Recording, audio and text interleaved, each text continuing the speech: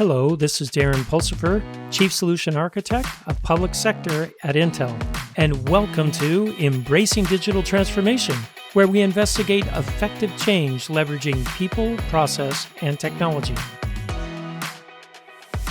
On today's episode, we have Cloud Solution Architects at Intel. Hey everyone, welcome to the show. We have Stephen Holt, Kiran Agrahara, Sarah Musick, and Todd Christ, our top cloud solution architects at Intel. Welcome, team.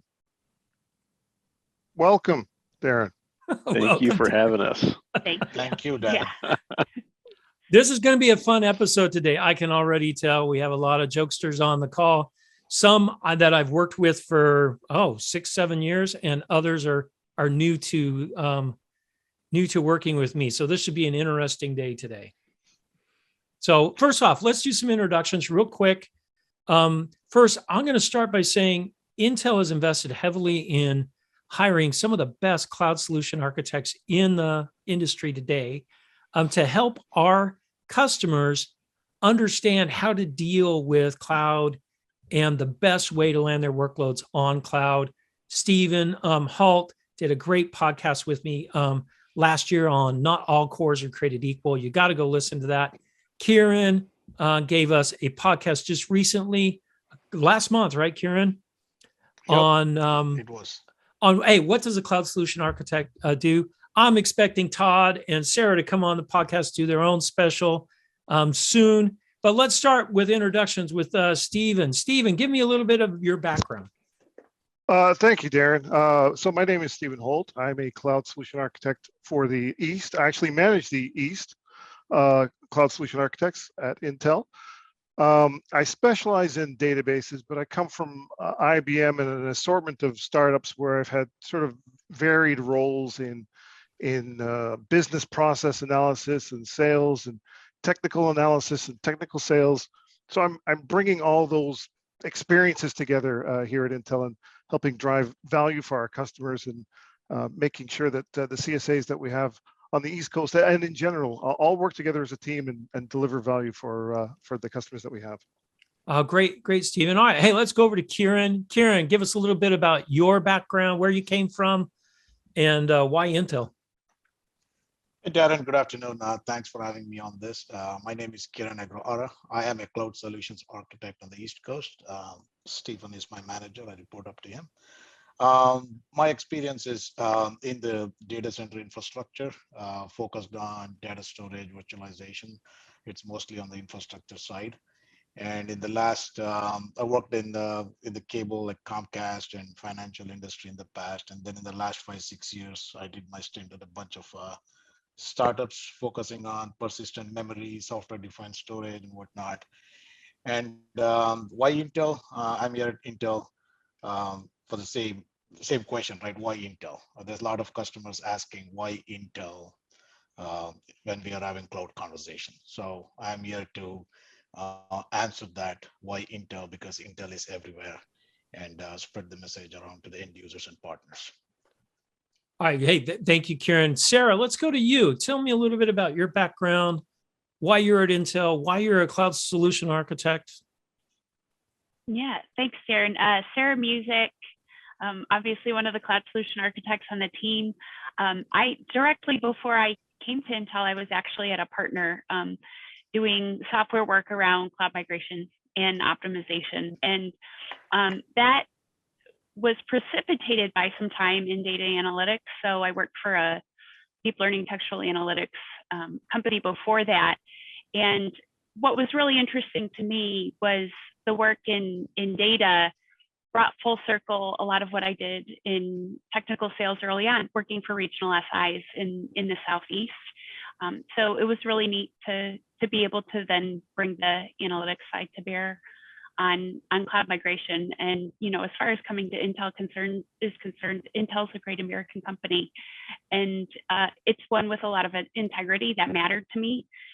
And, as far as its role to play in the market, I think there's a lot of latent opportunity. There's weight to throw around, and there's a missing piece because there's a new model of engagement for everyone, really, including the cloud providers, and I think Intel has a part to play in that strategy moving forward. That's awesome. I see a little bit of trend here. Everyone's dealing with data. Why could that be? This is an interesting trend. Then we'll throw it over to Todd. Todd, are you a data monkey too, like these other guys? I'm definitely a data chaser, that's for sure. A data chaser. There you go. Yeah. Oh yeah. So as you know, I mean, we've worked together for years, and I've been at Intel now for a little over 26 years, which almost, it makes me sound like, I'm this monolithic thing that came out of the rock somewhere, but I'm not. I try to stay nimble, right? But you were yes, 5 when you. I was 5 when I started. Yeah, yes, exactly. That's so right. they all know. They know my secret. But yeah, so I started out in IT, right? So I got 30 years of experience, working in the IT realm as well as into the product space. So where I most recently came from was from our cloud and enterprise solutions group, which is part of our data center platforms group. And so I worked a lot on the enterprise, right? That's where Darren, you and I worked quite a bit, was on the enterprise side of things, and then decided to make the change to go over into cloud sales, right? Because obviously big shifts going to the cloud, and obviously Intel, wants to be able to meet customers where their data resides, whether it's going to be, on-premise or in the cloud. So being able to have that hybrid or multi-cloud model has been really important to me. I've worked pretty directly with like Microsoft and Google, not so much with AWS as of yet, but those are definitely the big focal points that I've been working on over the past couple of years. Now, Todd, you just glossed over something that everyone should really know about. You, on the show today, we have the Intel architect for Anthos. That was your baby. Yes. So for all you people out there that are thinking, hey, I've heard about hybrid cloud, the person that architected it is on the show. That is Todd, right? I remember seeing those boxes in our lab hooked up to the Google Cloud. We were all envious because they were awesome, servers, because we always had the best in our lab. And Todd got the cream of the crop for that. And he architected hybrid cloud. It was one of the first hybrid cloud solutions that were available. And we even you showed it on stage at Google One, right? Yep. Yeah, Google Next, we did that a couple of years back, and it's fun being involved with a partner pre-launch, right? Whenever you get to kind of design everything before it gets shoveled out to society, right? So a lot of fun, a lot of technology talks, a lot of deep code experience, a lot of partnerships, both inside Intel as well as in Google. And we try to do this with every partner that we have, right? Is we try to go super deep to get all the nooks and crannies kind of figured out before it gets out to the public, right? Once it gets to the public, it just seems easy, right? It's because we've done a lot of hard work on the back end for it.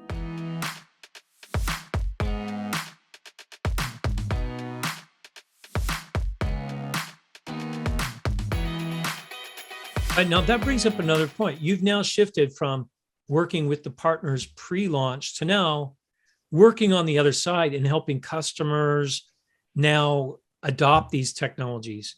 What's the major shift there that you've seen, Todd? And then we'll ask everyone for the same thing. What's that major shift on helping customers move to the cloud?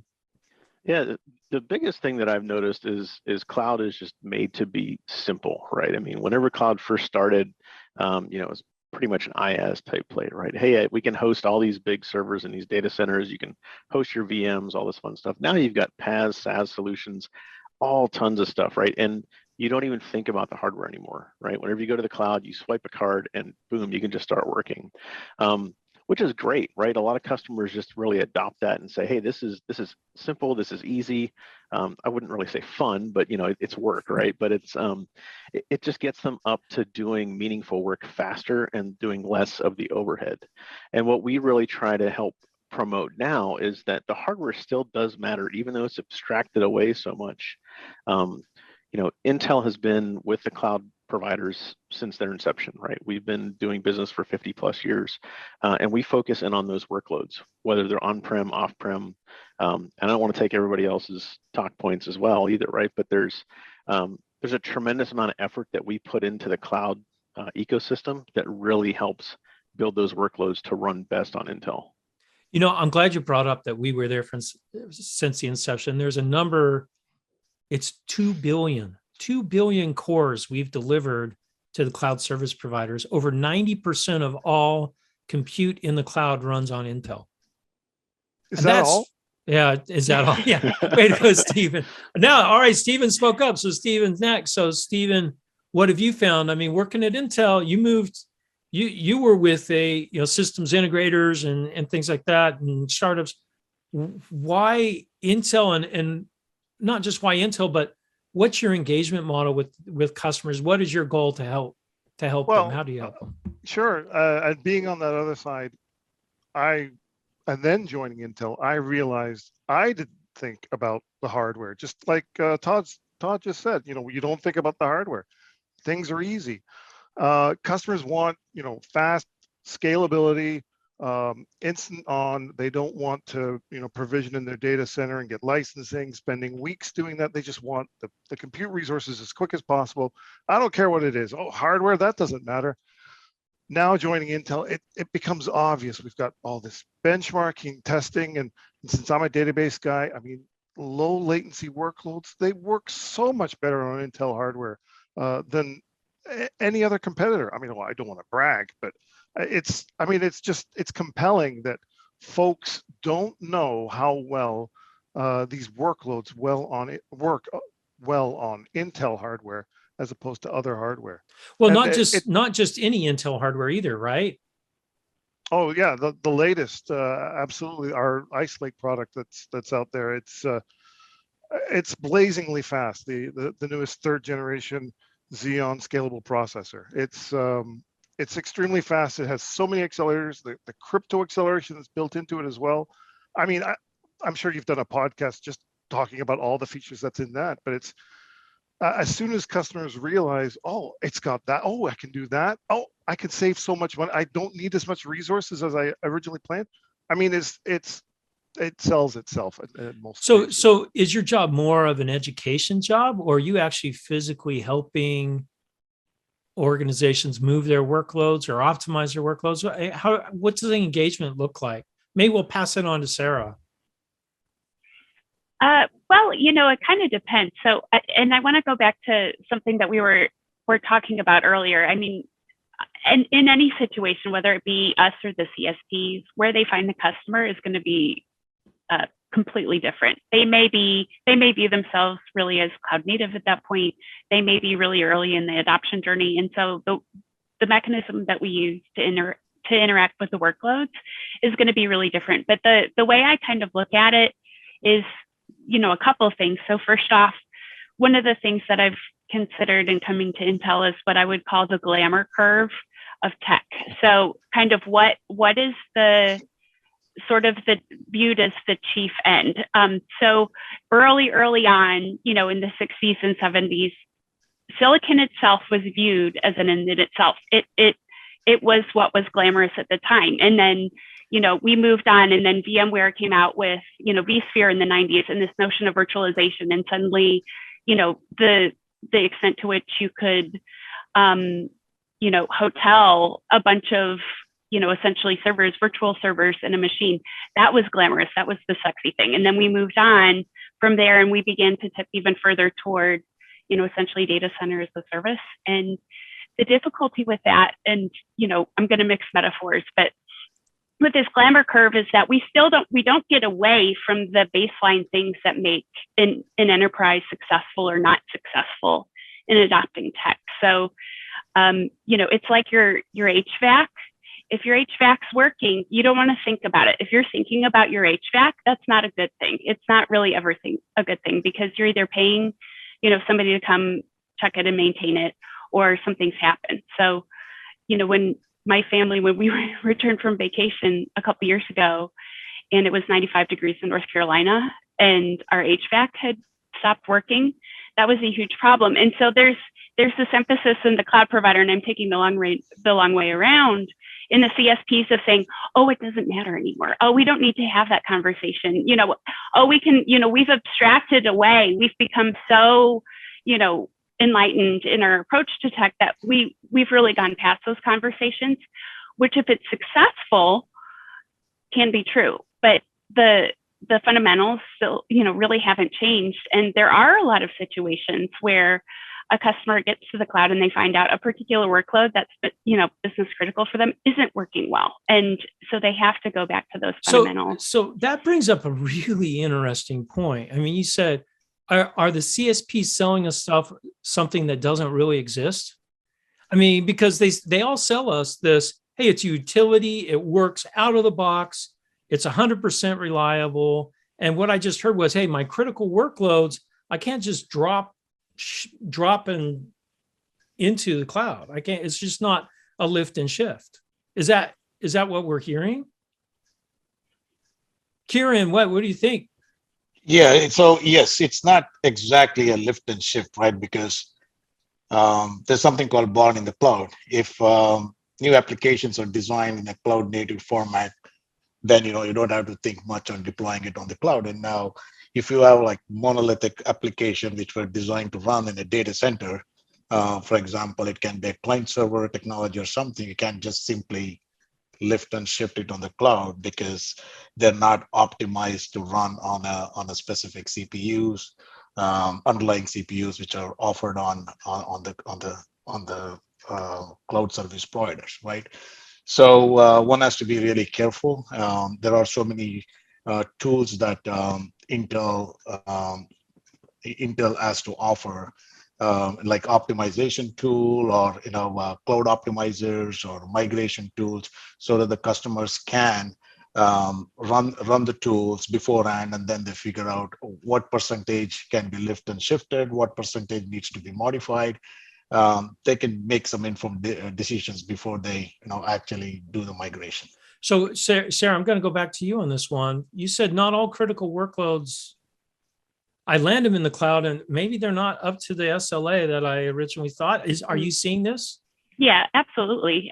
And, that could be from a couple different lenses. It could be just that the customer's not accustomed to architecting in the cloud. And that's where, Intel's partner network comes in. That's where we ourselves, the CSA team, come in because, for a lot of workloads, there is a really successful way to deploy it. But of course, there are going to be things that may not be suitable for the cloud. And that's why, especially I think in the latter part of 2021, there was more and more buzz about repatriation. And so people are, the pendulum swung in a direction, and now I think we're seeing it swing back, just a little bit as enterprises in particular learn what the right balance is for them. Yeah, it's interesting. I almost don't want to call you guys cloud solution architects because there's a presumption that everything goes to the cloud. But Sarah, you just told me everything doesn't need to go or should go to the cloud. Can I expand on that? Yeah, please, Darren, Stephen. I'm sorry. So you're chomping at the bit over there. Yeah, we talk about repatriation, and customers are finding as their IT divisions become more mature and they recognize, they've had mandates of moving stuff to the cloud. They realize, I'm not saving money. In fact, it's costing me a heck of a lot more to run it in the cloud than I had in my own data center. Or I've got security issues because there's data residency in some places and my cloud isn't in the proper country. I mean, there's so many things that are going on. And that's where Intel really shines because we're agnostic. We know all CSPs. We've been everywhere. We have so much knowledge that folks really aren't doing repatriation. We're just helping make their workloads more mobile. So as the IT system or IT departments become more mature, they realize, I want to be able to bring this back to my colo or my own data center. And then maybe in the future, I'll move it to another CSP, or I'll move it to another CSP to a colo and around, and whatever's cheapest. It's really an exciting time where we can help customers in ways that the CSPs are definitely not addressing right now. I love this workload mobility. All right, so can we change your team's name to workload mobility architects? Maybe that, just rolls off the tongue. Rolls off the tongue. Take that up to Pat Gelsinger for me, right? Or maybe I'll have Pat on the show and I'll tell him, hey, we need to change this name. Yeah, we'll see how that goes. Why is he here now? Come on. He's probably busy on another podcast somewhere else.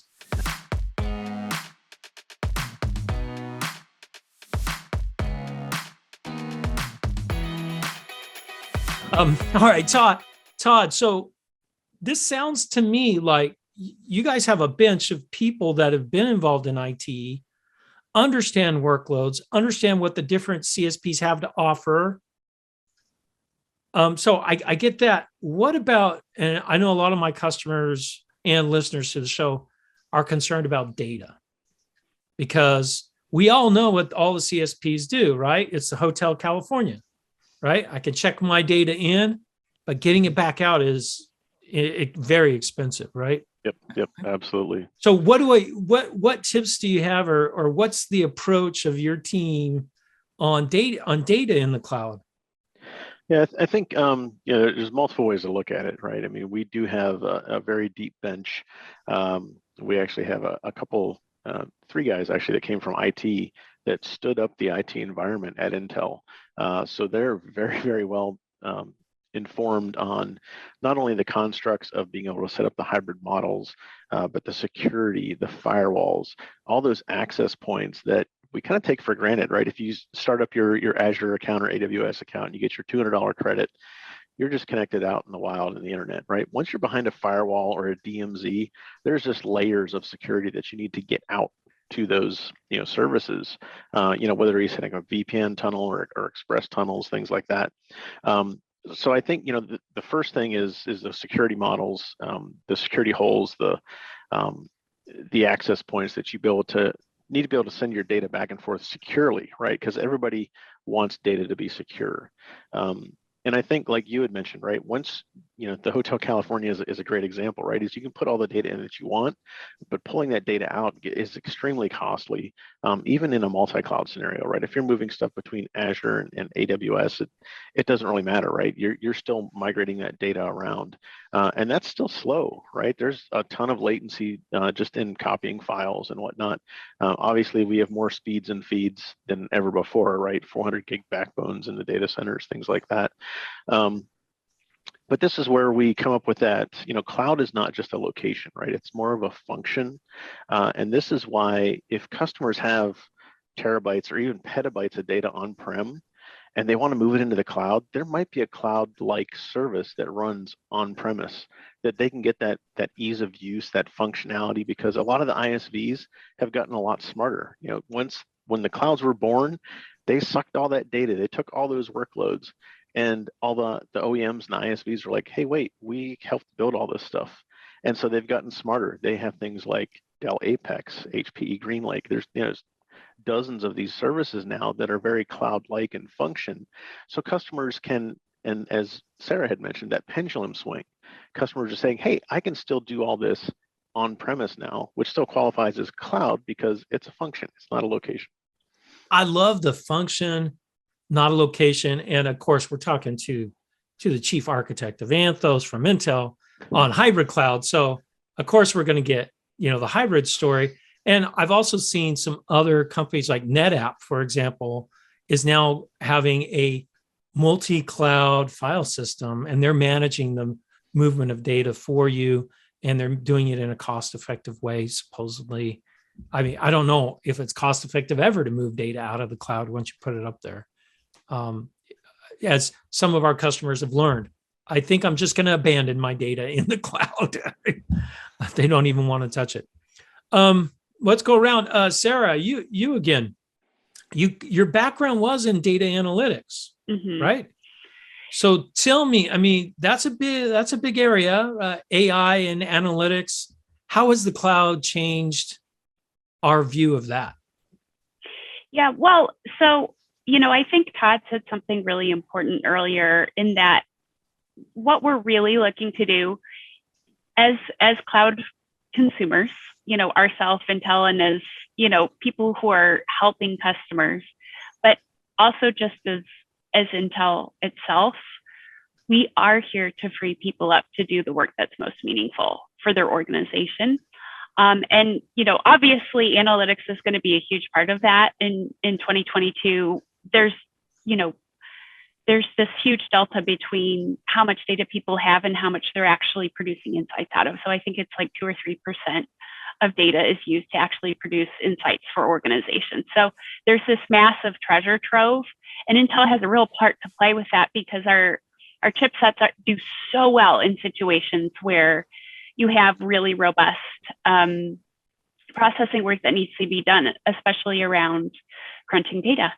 And the architecting piece of that, not to plug the CSA team too overtly, but is really important because, I had an experience a few years ago where I, worked for an organization where, they containerized and, went full hog toward containers. And, ultimately they got the ship righted, but it was really rough up in the front end because it was something entirely new. And, as Intel, being able to come alongside the customer and help with some of those things, I think is fantastic, partly because since we are in all the clouds and we're ubiquitous, we still have a lens that we can look through, in the underlying tech to help. Again, we don't want that to be the end, talking about the glamour curve. I think data and, crunching data warehouse, data lake, lakehouse, all of that, that's what's coming next. What are people doing with that data? Because they've got to capture more of it. But, I think, architecting wisely is part of it because you don't always have to reinvent the wheel. There are going to be things that you can do with new and more robust SQL that is going to be fantastic. On the other hand, looking at some of the newer solutions potentially could be a really good fit for the organization.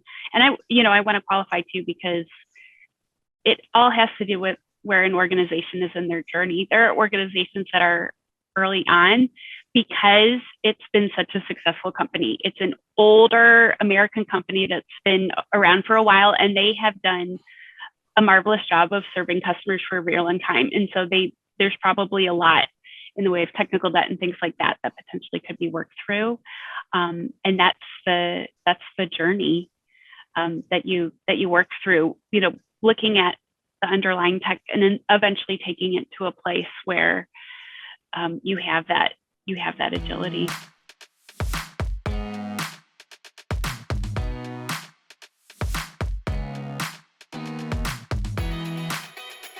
I really like the approach that you guys are approaching customers here, because you're there to help. But all right, so here's the big question. You guys are out there helping for free. Is this a paid service? How do people take advantage of Intel's bench? And there's 24, 26 cloud solution architects now, Todd? It's Stephen? about 22-ish. Yeah. 22. So 22 cloud solution architects at Intel. So how do I get my services into my organization? I'll throw that one to Steve or Todd, since you guys are the manager guys. Go ahead, Todd. Oh, I knew he can do that. It's 22 in the U.S., right? We have a global team as well, so it's a much larger organization. Our organization that runs probably about 80 deep, so it's a pretty large focus, but relatively new. 2 years ago, we didn't really have cloud solution architects, right? And Intel sees that big push forward to be able to stitch those things together. And as Sarah had mentioned, right, it's having that knowledge, right? I talk to so many customers and just even peers, they would just want the easy button. Like, hey, give me something that's been done before, let's just repeat it, which is great, but it's not always a one size fits all, right? And I think that's what's really important is having this deep bench of expertise. We've gone through the hurdles. We've we've bumped our head against the wall. I can't tell you how many times. I probably still have a bruise, but it's, we learn sometimes the hard way, right? And we ultimately want to get customers to be successful without having to feel those growing pains, right? If we can take those growing pains out of the process, well, in one sense, it does make it much easier for them. But we've had to learn through that entire process as we've built that up. So all right, let's say I'm one of my brothers. They've got a small business or whatever, or mid-sized business. And instead of calling me, which they always do, right? And I'm like, I don't know anything about, your dental software or whatever it is that you're doing. How do I get them engaged with the cloud solution architect at Intel? This is to Stephen, because Todd already answered. So this is to Stephen. So Stephen, how do I get engaged? I mean, we get pulled in typically. So we're an overarching organization, we get pulled in through the direct sales organization. So there's an account executive that covers, the big Fortune 500, and then there's the inside sales and mid-market folks. There are different levels within Intel. So that person would reach out to their Intel rep and say, look, I've got this cloud software, it's not working, or I'd like to move to the cloud, I'd like to optimize, I need help just in creating a strategy. Can you guys help me? And that's where the AE would recognize, that's where I bring in the CSA. And we have so many skills on our CSA organization. It's unbelievable. I mean, we have folks that have expertise on every single CSP. We have database, we have container, we have, everything that you could mention, Terraform, all sorts of stuff.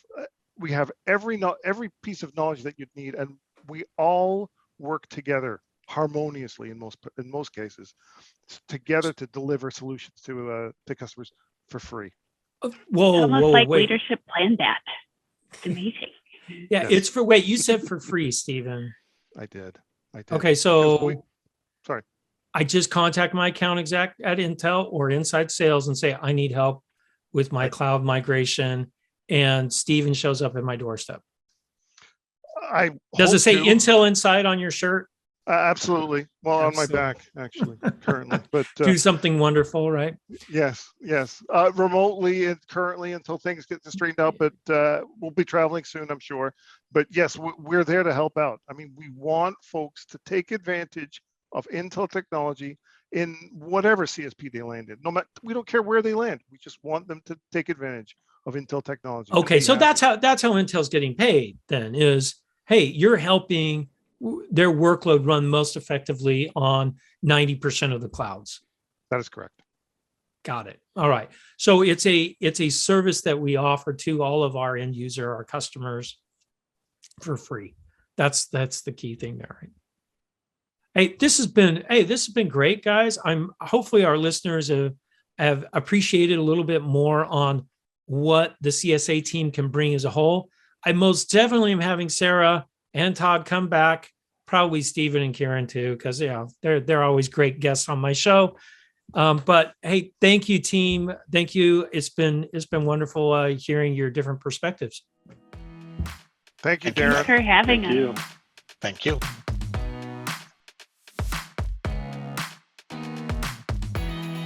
Thank you for listening to Embracing Digital Transformation today. If you enjoyed our podcast, give it 5 stars on your favorite podcasting site or YouTube channel. You can find out more information about Embracing Digital Transformation at embracingdigital.org. Until next time, go out and do something wonderful.